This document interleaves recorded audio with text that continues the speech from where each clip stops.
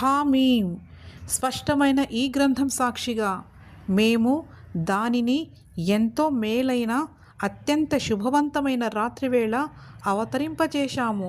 ఎందుకంటే మేము ప్రజలను హెచ్చరించదలచాము. ఈ రాత్రే ప్రతి విషయానికి సంబంధించిన వివేకవంతమైన నిర్ణయం మా ఆజ్ఞానుసారం జారీ అవుతుంది. మేము ఒక ప్రవక్తను నీ ప్రభువు కారుణ్యంగా పంపాలనుకున్నాము. నిశ్చయంగా ఆయన మాత్రమే అన్నీ వినేవాడు, అన్నీ ఎరిగినవాడు. ఆకాశాలకు భూమికి ప్రభువు, భూమ్యాకాశాల మధ్య ఉన్న ప్రతి వస్తువునకు ప్రభువు. మీరు నిజంగా విశ్వాసులే అయితే ఈ విషయాన్ని గ్రహించండి.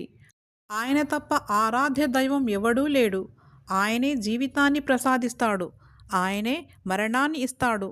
ఆయనే మీ ప్రభువు, గతించిన మీ పూర్వీకుల ప్రభువు.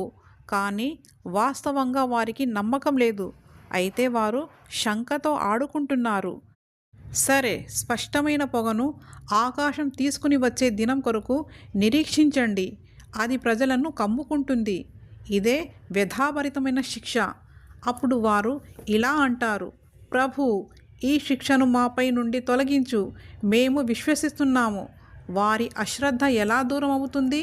వారి వద్దకు సాక్షాత్తుగా ఒక ప్రవక్త వచ్చినప్పటికీ వారు అతని పట్ల శ్రద్ధ చూపలేదు. సరికదా? పైగా ఇతను ఒక పిచ్చివాడు, ఇతరుల నుండి నేర్చుకున్నాడు అని అన్నారు. ఇలా ఉంది వారి పరిస్థితి. మేము శిక్షను కొంచెం తొలగిస్తే మీరు పూర్వం చేస్తూ ఉన్నదానినే మళ్ళీ చేస్తారు. మేము గట్టి దెబ్బ కొట్టే ఆ రోజు మేము మీకు ప్రతీకారం చేసే రోజు అవుతుంది.